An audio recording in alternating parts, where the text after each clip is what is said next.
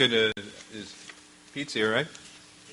So, and Pete's going to go very quickly like I am, but we have some discussions of recreation strategies Pete's going to talk about. Right. Good afternoon. We're going to acknowledge that the fact that Dr. Pike's name up there does not necessarily saddle you with talking about levees. Talking about levees and flood control, that's very fair. Well, first of all, the recreation impacts of habitat and conveyance proposals in this slide was mainly just, again, to mention that there are positive impacts of fishing enhancements and wildlife viewing, et cetera, and also negative. And in particular, the three that were called out on that chart, the six-island flooding would be the most devastating to recreation because almost half of all the marinas, and certainly most of the largest marinas, are all either within or immediately adjacent to that big pool that would be created. And what the recreationists, water recreationists in the Delta are looking for are the channels where they're protected from wind and that sort of thing.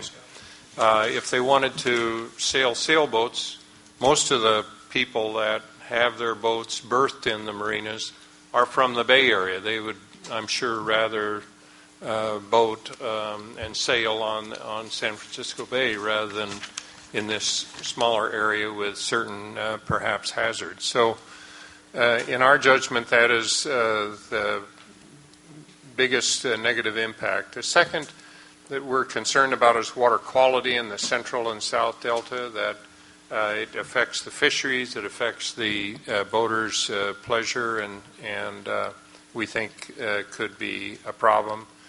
And then I didn't understand your baseline scenario on water quality in general, and whether you assumed a deterioration or a status quo, or yeah, and we didn't get into that. Okay. So it's assuming status quo. It's assuming right? assuming the same data that was assumed for the agricultural impact from. Which would be some deterioration. Continued slide without quantifying the percent of deterioration or anything else? No, I think that's combining some of the effects of some of the concerns in agriculture about the isolated conveyance or the potential water quality impacts in the delta. Now, we all know that varies depending upon the conveyance that's introduced and how it's operated. Well, it's in your report, so you want to talk about it. But, Pete, if you're going to talk about recreation, you ought to clarify whether you're talking about the habitat proposal or a proposal not in the Delta report for a conveyance facility of this size. Mm-hmm. So which is it that affects negatively the... That combines two things. It's also some of the... that's a potential impact of some of the tidal marsh and flooded island scenarios as a potential water quality impacts too. And what we were looking at was that if you had an isolated conveyance that took water from the North Delta and isolated it down to the South Delta, that you'd have less flow down through there. The flow unfortunately brings small fish down towards those pumps, but at the same time it brings better water quality down there. And without that, you're going to have a certain amount of stagnation and perhaps increased salinity over time, which would reduce, in our opinion, the value of that part of the delta to water recreation, water skiing, things of that nature. But okay.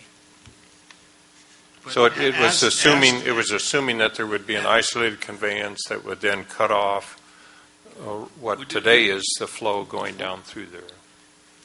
Did you conflate that one with the tidal marsh restoration proposal, the habitat proposal?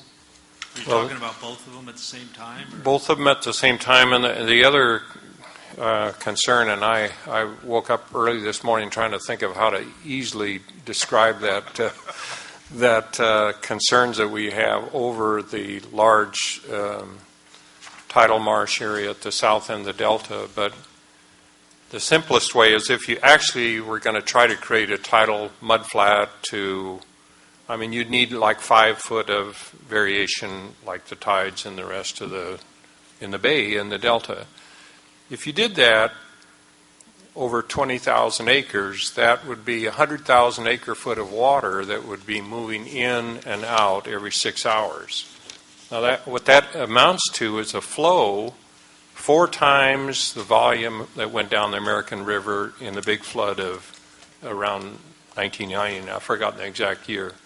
In other words, it would be, that was 120,000 CFS. It would take something like 500,000 CFS of flow. And so it wouldn't be possible to do that in the small channels that go down there. And I think somebody needs to check this, by the way. Well, so then instead you'd have to take out a whole series of islands in order to actually get that amount of flow to create that, or it would vary just a few inches and you'd end up with 20,000 acres of tules. This discussion in the plan starts on page 142, the detailed discussion. Yeah. So at any rate, it keeps worrying me, and how to explain it simply is, but somebody on your staff ought to check that out as to whether that is actually feasible or whether it should be a much smaller number. And if you had that amount of water whooshing back and forth, you'd certainly bring in some salinity down into that area. Whooshing? Whooshing. Whooshing. Ooh, I like it. It's a technical term.